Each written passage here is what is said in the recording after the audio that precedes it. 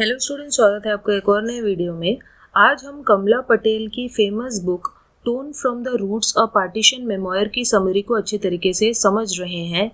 इस बुक में कमला पटेल ने हमें बताया है कि कैसे जब इंडिया और पाकिस्तान का बंटवारा हुआ तब दंगों में बहुत सारी औरतें और बच्चों का किडनैप हुआ और कैसे कमला पटेल और उनकी टीम ने उन बच्चों को और उन औरतों को बचाया और उनकी फैमिलीज तक पहुंचाया।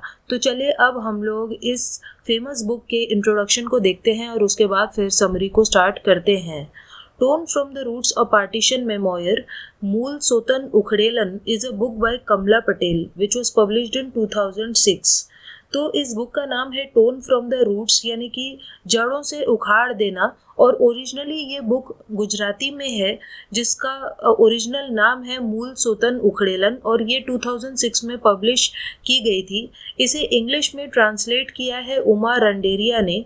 और जैसे मैंने आपको बताया कि ये एक फर्स्ट हैंड अकाउंट है, यानी आंखों देखा हाल इसमें हमें समझ में आता है जो कमला पटेल ने अपनी आंखों से देखा था।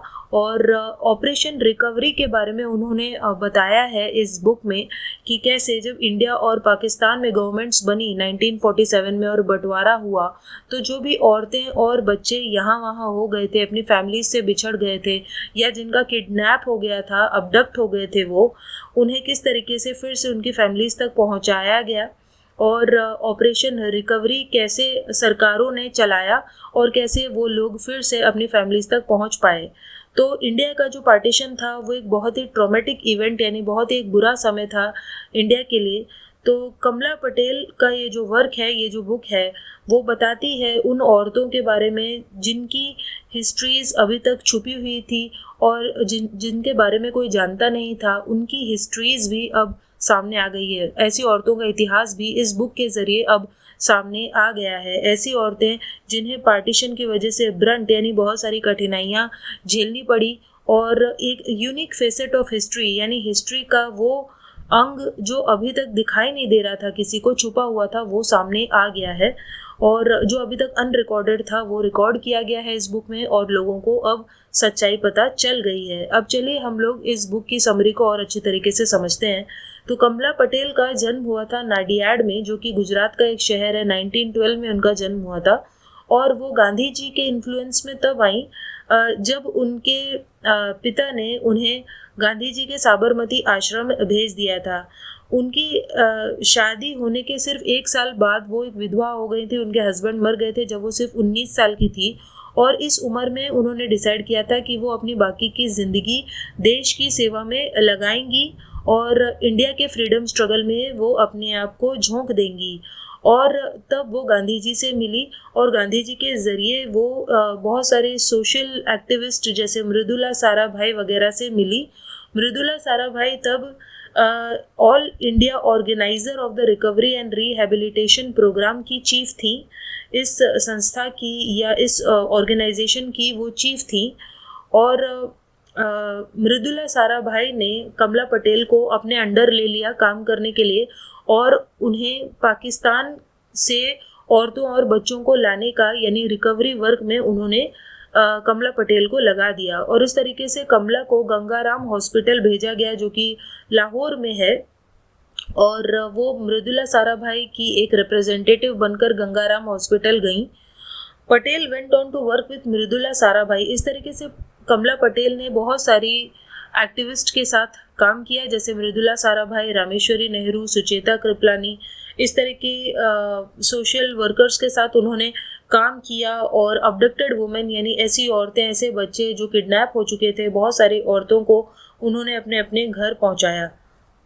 For this work she kept visiting Pakistan regularly. इस काम के लिए वो बार बार पाकिस्तान गई और हर उस शख्स से, हर उस इंसान से मिली जो उनकी मदद कर सकता था, फिर चाहे वो पुलिस में हो या मिलिट्री वाला हो, उन सभी लोगों से उन्होंने मदद मांगी। Later she was also associated with Khadi and village industries commission. बाद में उन्होंने खादी और विलेज इंडस्ट्रीज के लिए भी काफ़ी काम किए। तो जब दंगे हुए, इंडिया का जब विभाजन हुआ, इंडिया पाकिस्तान बने, 2 देश बन गए, तब इतने सारे दंगे हुए कि उन दंगों में बहुत सारी औरतें किडनैप हो गई थी। और ये हिस्ट्री का, इतिहास का बहुत ही सैड चैप्टर है।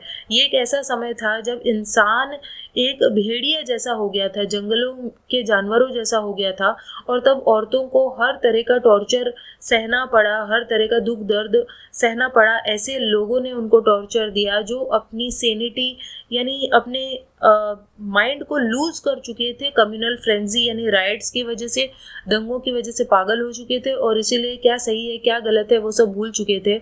और ऐसे लोगों ने औरतों पर बहुत सारे अत्याचार किए। तो इस बुक में एक फर्स्ट हैंड अकाउंट है ऑपरेशन रिकवरी का, जो इंडिया की गवर्नमेंट ने और पाकिस्तान की गवर्नमेंट ने चलाया था, ताकि उन लोगों को अपने अपने घर पहुंचाया जा सके, उन औरतों को घर पहुंचाया जा सके। कमला पटेल और उनकी टीम ने क्या क्या एफर्ट्स लिए उन लोगों को घर पहुंचाने में, ये भी हमें इस बुक में पता चलता है। The book takes us to the pathetic refugee camps. तो इस बुक के ज़रिए हम लोग उन रिफ्यूजी कैंप्स को भी देख पाते हैं जो कि लाहौर, जालंधर, अमृतसर जैसे बहुत सारे शहरों में उन लोगों के लिए बनाया गया था जो रिफ्यूजी थे, यानी कि जो दूसरे देशों से आए थे, यानी कि जो उस जहाँ पे भी वो रिफ्यूजी कैंप था उस देश के वो लोग नहीं थे, बाहर के देश से आए हुए थे। तो उन लोगों को रिफ्यूजी कैंप में रखा जा रहा था, और कमला बेन ने इस काम में लगभग 3 साल लगाए। इन शहरों में वो जाती रही। The individual stories are truthful memoirs of the horrible period of the history of the subcontinent. तो उन सभी औरतों की जो कहानियाँ हैं वो बहुत दुख भरी हैं, और हमें पता चलता है कि कैसे जो मौत के सौदागर हैं वो बच्चों को, लड़कियों को, औरतों को सब्जी भाजी की तरह बेच दिया करते थे। ये जो कहानियाँ हैं वो बहुत ही कैंडिड हैं, पेनफुल हैं, लेकिन सच हैं। 25,000 औरतें और बच्चों को इन दंगों के दौरान किडनैप किया गया था, अबडक्ट किया गया था, जिसमें से 20,728 लोगों को रिकवर कर लिया गया, अपने घर पहुंचा दिया गया। तो जब हम इस तरह की कहानियों को पढ़ते हैं तब हमें बहुत अमेजमेंट फील होता है, यानी हम बहुत ही ज़्यादा सरप्राइज महसूस करते हैं। These daring women ran 2 huge camps in India. तो मृदुला साराभाई, कमला पटेल जैसी जो औरतें थी उन्होंने 2 बड़े बड़े कैंप्स चलाए, इंडिया में भी, पाकिस्तान में भी। और जो हिंदू औरतें और बच्चे होते थे जिन्हें पाकिस्तान में रिकवर कर लिया जाता था, उन्हें एक कैंप में भेजा जाता था जो कि लाहौर में था। और जो भी मुस्लिम औरतें और बच्चे रिकवर किए जाते थे ईस्ट पंजाब से, उन्हें जालंधर सिटी के कैंप में भेजा जाता था। पाकिस्तान साइड से मिस कारी नाम की एक महिला थी जो इस काम से जुड़ी हुई थी। बच्चों और औरतों को बहुत सारे शहरों से रिकवर किया गया, फिर चाहे वो डेरा इस्माइल खान हो, गुजरांवाला हो, जंग, झेलम, मियांवाली, लाहौर, मोंटगोमरी, मुल्तान, रावलपिंडी, शेखपुरा, सियालकोट, लियालपुर, अम्बाला, करनाल, हिसार, जिंद, दिल्ली, नाभा, फिरोजपुर, कपूरथला, अलवर, भरतपुर, पटियाला जैसे बहुत सारे शहरों से उन लोगों को रिकवर किया गया। तो इस बुक में 236 पेजेस हैं, जिसमें 36 छोटे छोटे चैप्टर्स हैं। और चैप्टर नंबर 33 और 34 में हमें जो ऑथर हैं कमला पटेल, वो बताती हैं कि किस तरीके से जम्मू कश्मीर में भी उन्होंने बहुत सारे काम किए। बाकी के चैप्टर्स में भी वो बताती हैं कि वो कहाँ कहाँ विजिट करने गई, कौन कौन से ऑफिसेज गई। चैप्टर 2 में हम पढ़ पाते हैं कि कैसे जब वो मिसेस अमानुल्लाह के घर गई तब लोग उनके ऊपर शक कर रहे थे और ऐसा समझ रहे थे कि शायद ये इंडिया की भेजी हुई एक जासूस है। कमला पटेल के बारे में लोग ऐसा कह रहे थे। तो the hate, suspicion and fear had not died down. तो ये जो शक है, ये नफरत है, वो ख़त्म नहीं हुई थी। बहुत सारे पाकिस्तान के उर्दू न्यूज़पेपर्स ने छापा कि ये जो औरतें हैं जो दूसरी औरतों को और बच्चों को बचाने का काम कर रही हैं, वो शायद इंडिया की भेजी हुई जासूस हैं। फिर पंडित जवाहरलाल नेहरू ने एक डिपार्टमेंट बनाया, ऐसा डिपार्टमेंट जो किडनैप की गई औरतों की मदद करेगा, और ये मिनिस्ट्री ऑफ एक्सटर्नल अफेयर्स के अंडर था। इस डिपार्टमेंट के हेड थे गोपाल स्वामी अयंगर। रामेश्वरी नेहरू इसकी डायरेक्टर बनी। पंडित जी और सरदार स्वर्ण सिंह ने इस काम में बहुत ज़्यादा इंटरेस्ट लिया। बुक में हम बहुत सारे रिफ्यूजी कैंप्स के बारे में समझ पाते हैं। एक रिफ्यूजी कैंप के बारे में बताया है जो कि डीएवी कॉलेज लाहौर का था, जिसमें हमें बहुत सारी दुख भरी कहानियाँ पढ़ने को मिलती हैं। अमृतसर के रिफ्यूजी कैंप्स में भी ऐसा ही है।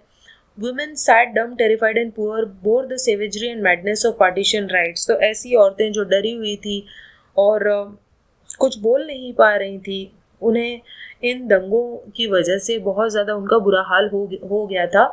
तो हमें एक लड़की की कहानी पढ़ने को मिलती है जिसका नाम सुदर्शन था, जो कि एक हिंदू लड़की है लाहौर की, जो इंडिया नहीं जाना चाहती है। फिर हमें एक दूसरी कहानी पढ़ने को मिलती है जो लतीफ़ के बारे में है, जो एक्चुअली हिंदू पेरेंट्स की बेटी थी, लेकिन या बेटा था, लेकिन उसका नाम लतीफ़ यानी कि एक मुस्लिम की तरह उसे पाला पोसा जा रहा था, जबकि वो हिंदू पेरेंट्स का था। The story of Dayalta also keeps the reader engrossed. इसके अलावा जो दयालता है उनकी कहानी पढ़कर भी दुख होता है। प्रेमा की कहानी भी सैड है और कई दिनों तक इंसान उसे याद रखे, वो ऐसी कहानी है। तो इस तरीके से बहुत सारी औरतों और बहुत सारी बच्चों की कहानियाँ हमें इस बुक में पढ़ने को मिलती हैं। Doctor Saifuddin Kitchlu had given his Amritsar house to the society for recovery of abducted women. तो डॉक्टर सैफुद्दीन किचलू, जो कि बहुत बड़े सोशल वर्कर थे, उन्होंने अपना अमृतसर का घर ऐसी औरतों के लिए दे दिया था जो अबडक्ट की गई हैं, यानी ऐसी संस्था बनाने के लिए उन्होंने अपना घर दिया था। उस संस्था का नाम था society for recovery of abducted women.